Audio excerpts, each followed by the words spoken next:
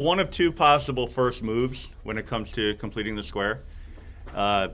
Either get it into the right format by getting all the variables onto the same side, or making it so that the leading coefficient is equal to 1. All right.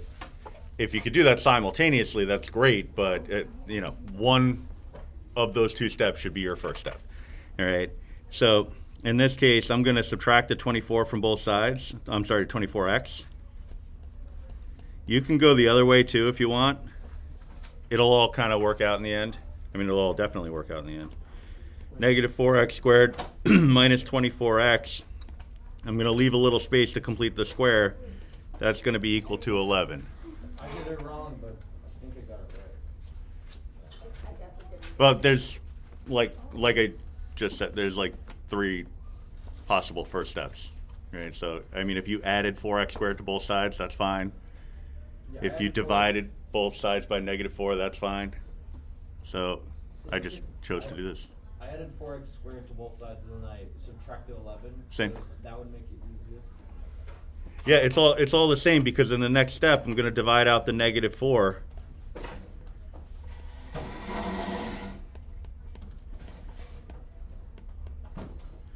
So you get x squared plus 6x equals negative 11 over 4. So we should all end up in the same place after a couple of steps in. All right. So then we do our side work to complete the square.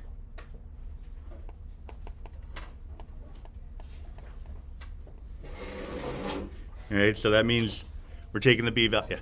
On the last step, the one just before, can you multiply by a negative 1 to make things positive before you divide? Or no? Sure. Okay. Yeah. All right. So I'm going to take the b value, cut it in half, and square it. That's going to give me a 9. I'm going to add that 9 to both sides.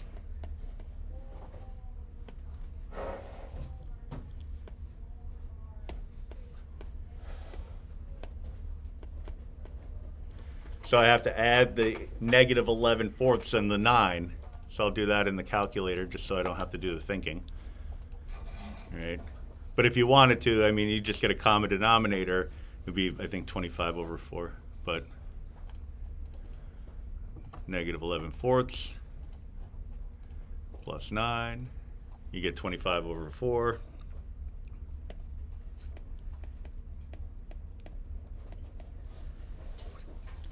X squared plus 6x plus 9 is equal to 25 over 4. We're going to factor the left-hand side. That's going to be x plus 3 squared. All right, because again, that's the square root of the first term, the square root of the last term, carried down the sign of the middle term. All right, and that's equal to 25 over 4.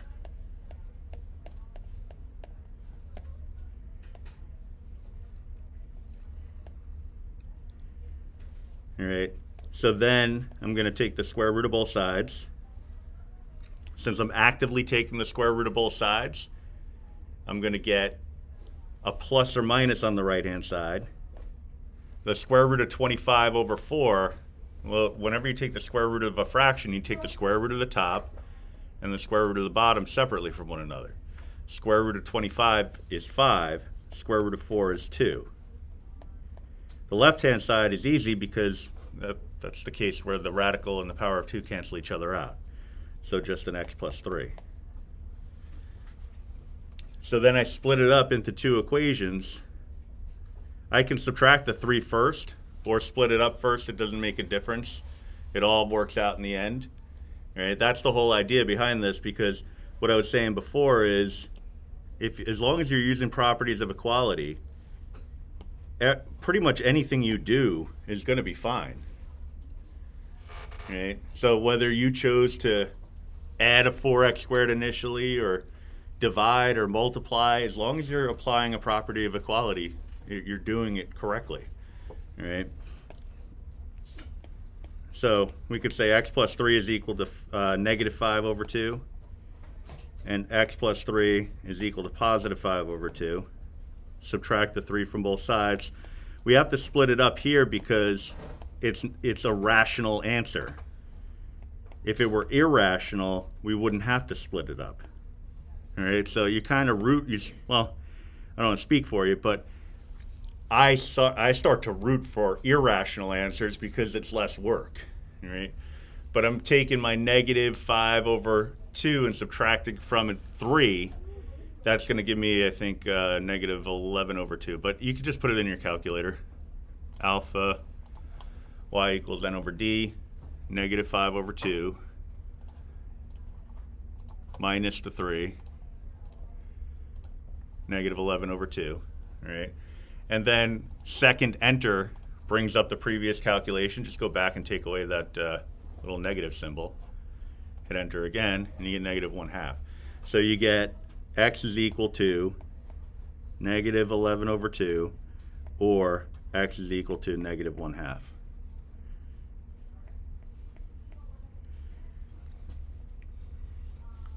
All right. Whenever you get rational answers, that actually means that the original equation was factorable. So you could always check it that way, right? But it kind of feels like unnecessary work because you're like, well, if I wanted to factor it, I would have just factored it. Right? I wanted to do it by completing the square. So you probably look for a non-algebraic approach for verifying your answer, and usually that's just looking at it graphically. Right? I also want to look at number 8. All right, that one was already kind of set up for you. Right? They didn't leave the space to complete the square, but really my first move would be to just divide by the 2, or divide out the 2. So p squared plus 4p, I'll leave a space to complete the square, is equal to 7/2. And again, if you could do the side work in your head, that's great. That's what we're all working towards. If you're not there yet, that's fine too, but we should all, like I said, be working towards that. Let me move the calculator real quick. So I'll just do it off on the side, as in side work. So I take my b value, I cut it in half, I square it, that's going to give me a 4. So again, my b value was a 4. It got cut in half, became a 2. Got squared, became a 4. That's what's getting added to both sides. If you put it in your calculator, you're going to get 15 over 2 on the right-hand side. Left-hand side is going to factor. All right, p plus 2 squared. All right, again. Square root of the first term, square root of the last term, carry down the sign of the middle term. All right. This is where the problem gets a little trickier. You take the square root of both sides. Now you have a radical containing a fraction, and that fraction is not perfect. All right. So I have p plus 2 is equal to, I could write this as plus or minus the square root of 15 over the square root of 2. All right. I could leave it as the square root of 15 over 2, but the issue is I need to have a rationalized fraction. All right. Now, we learned how to rationalize numerators and rationalize denominators. Typically, in this context, when we deal with completing the square, we look to rationalize denominators, because if I need to add this fraction to another fraction, it's easier to get a common denominator if the denominators are rational. All right. So that's a long way of explaining that I want to get rid of that radical in the bottom of this fraction. So I'm going to do that by multiplying top and bottom by radical 2. So I'm looking at plus or minus radical 30 up top, just a plain old 2 on the bottom. And that's going to be equal to p plus 2. And like I said before, I like the irrational cases, because it's usually less work to do. So here I'm going to subtract the 2. I don't have to break up the equation. I'm just going to write it as p is equal to negative 2. We always put the plus or minus thing at the end, plus or minus radical 30 over 2. And that would be my final. Because again, the or symbol is built into the plus or minus. It's the or part of plus or minus. All right? So that would be the complete solution there. So if you compare the number of steps for number 6 and number 8, it was actually less work to do number 8, but conceptually it was a little bit more challenging. Right? So there's pros and cons for every kind of problem, but these are pretty good or two pretty good exemplar questions for this concept. All right. The first move, yeah, I mean you have choices. That's the thing. There, as long as you're following properties of equality, there's really, I don't want to say there's no wrong first step, because I'm sure there is. I'm just not thinking of any.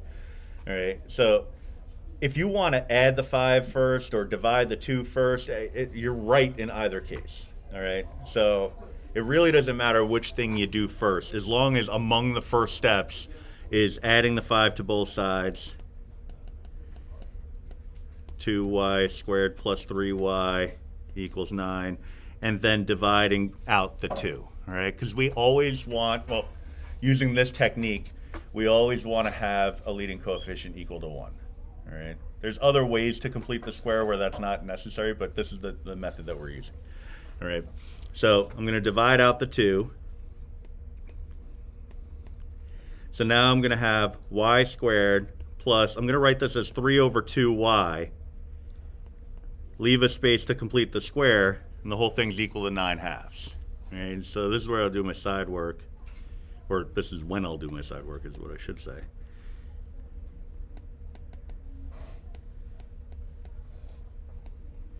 All right, so I'm taking my b value.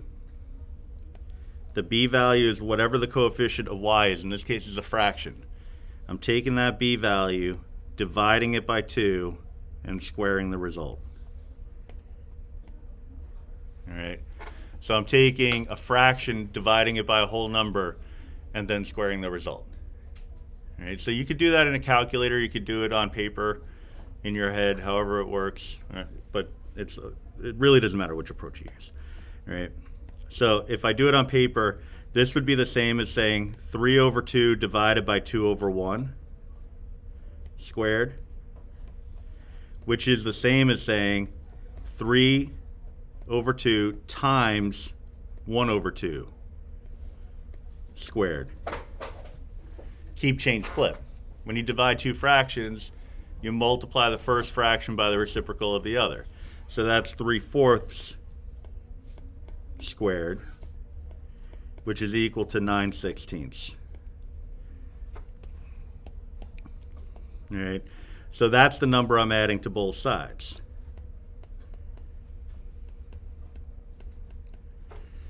All right, so I'm adding 9/16 to both sides. When I factor the left-hand side, again, it's going to be a binomial squared. The shortcut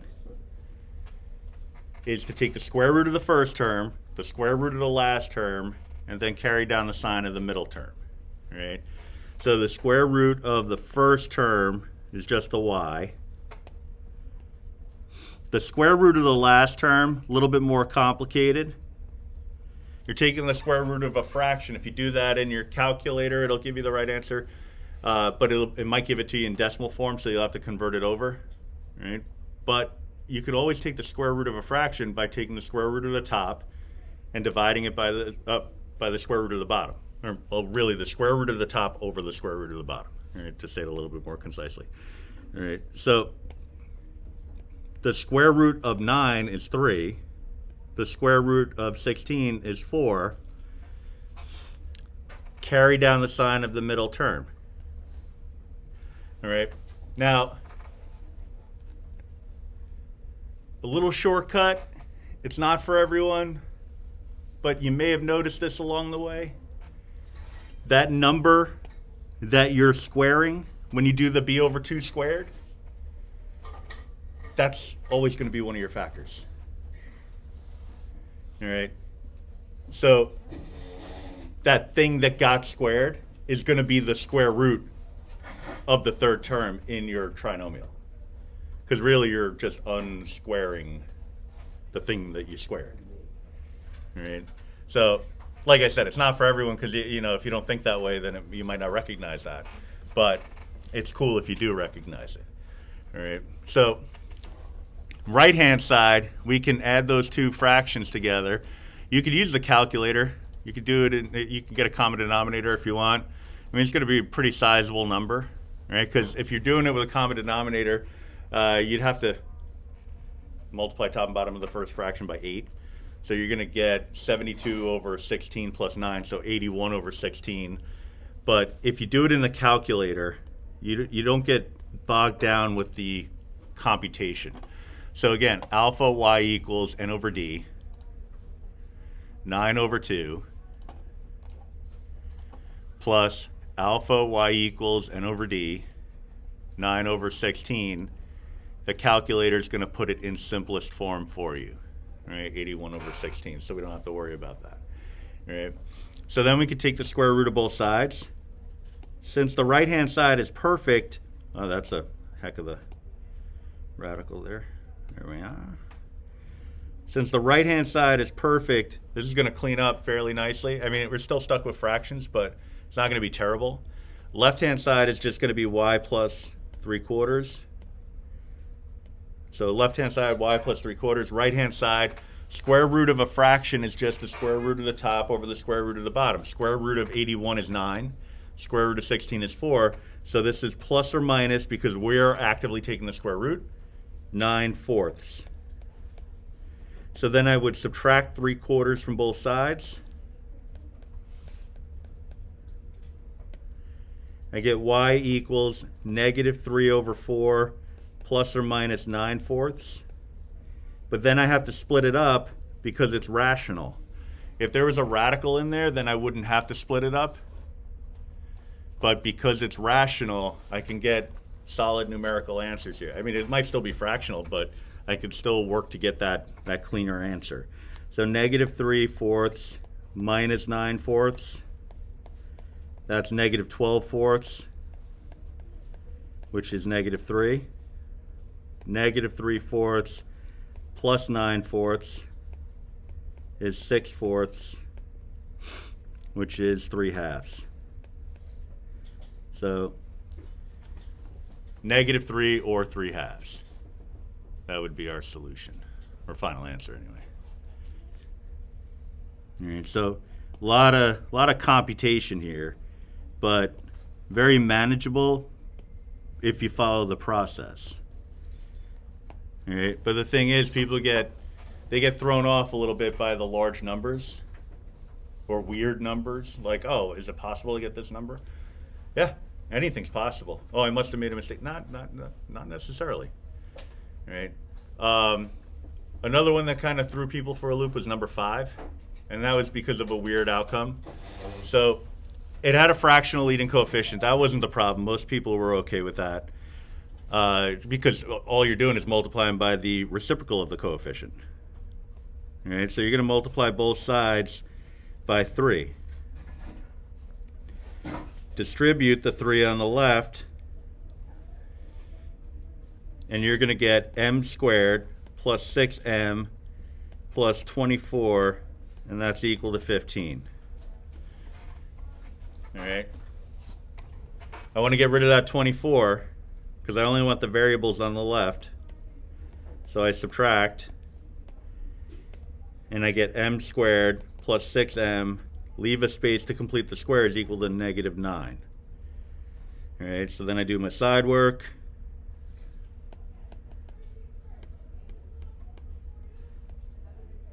I'm going to take my b value, I'm going to cut it in half and square it.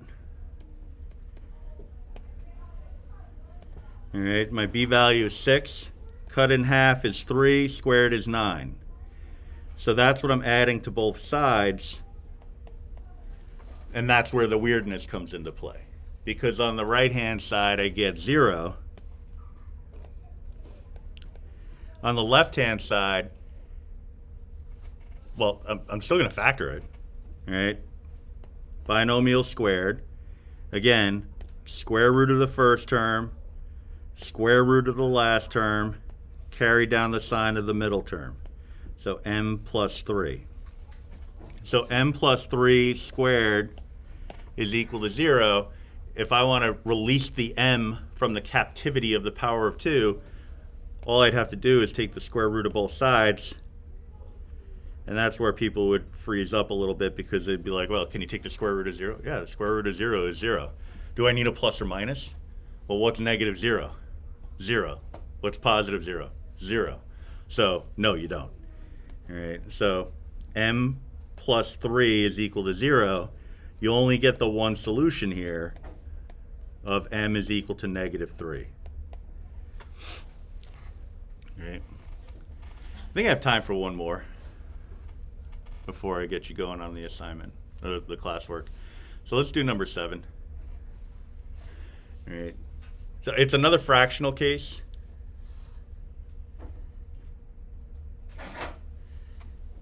All right, so I would multiply both sides by 4. So x squared minus, so we're distributing, 4x. I'm going to leave a space to complete the square, and that's going to give me a 12. So I'll do my side work. Bring it up. All right, so I'm going to take the b value, which is negative 4. I'm going to cut it in half and square it. All right. Negative 4 cut in half is negative 2. Square any type of number, the result is always going to be positive. All right, so I'm not worried about the negative. All right, 2 squared is 4. So that's the number I'm adding to both sides. All right, so I took my b value, cut it in half, got a negative 2, squared it, got a 4. So adding a 4 to both sides. X minus 2 squared on the left, 16 on the right. Root both sides. This one's not too bad because it's perfect square on the right-hand side. So x minus 2 plus or minus 4. Add the 2 to both sides. And we're looking at x is equal to 2 plus or minus 4. Right? Again, because it's rational, we got to split it up. If it were irrational, we could leave it like this. Stop laughing at me. 2 minus 4, 2 plus 4. So negative 2 and 6. All right. So, you know, it's just, honestly, I think with the rational cases, it's just more writing. I don't think it's any more difficult. It's just more writing. All right. The irrational cases are probably a little bit more conceptually challenging, because especially when you have to rationalize, but they usually involve less writing. Right? So every type of problem brings its own challenge. For any of these problems, we want to have it in the appropriate form, and that is variables on the left, constant values on the right. But we also want to have a leading coefficient only of 1. I have a leading coefficient of 2 here. So my first move would be to divide out the 2. All right, so that's going to give me a q squared plus 4q. I'm going to leave a little space to complete the square. Is going to be equal to 3/2. All right. So I want to do my side work here.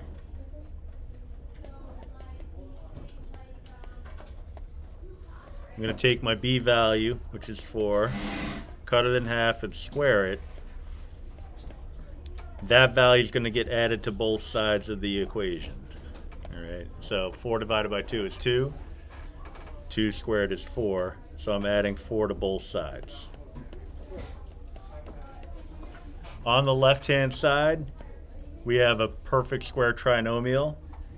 So all I would have to do to get the factor form here would be to take the square root of the first term, take the square root of the last term, and carry down the sign of the middle term. For the right-hand side, I need to get the sum of 3 over 2 and 4.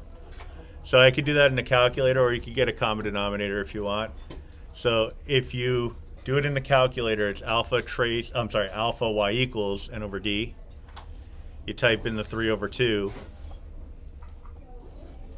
add to that the 4, and it'll give you the fraction in simplest form. All right.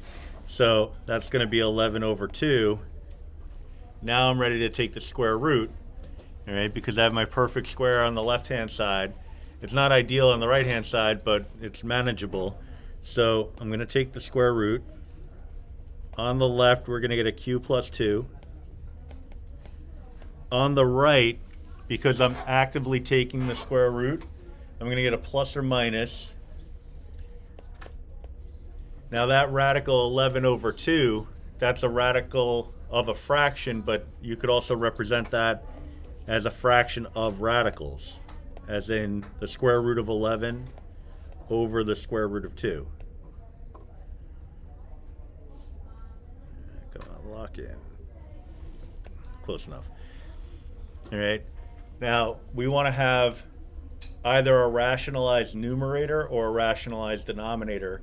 In the context of completing the square, it makes the most sense to have rational denominators, because if I want to add or subtract fractions, it's easier to get a common denominator if those denominators are rational. Question?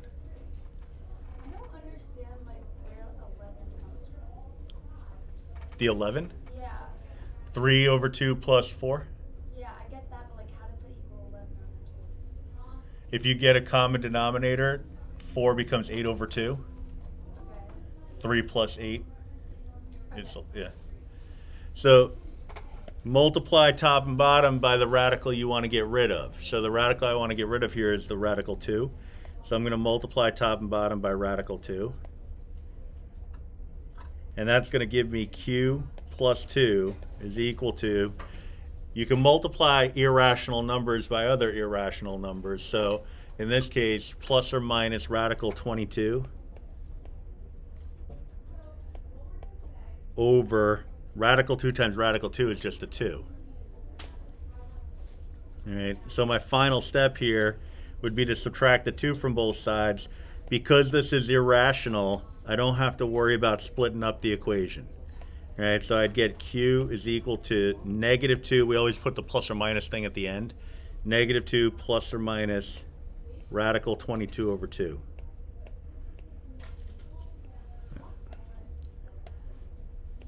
All right, and so that would be my final answer here. All right, so that one gave folks a hard time. Number 6 also was a source of concern, so I'll do that one as well. All right.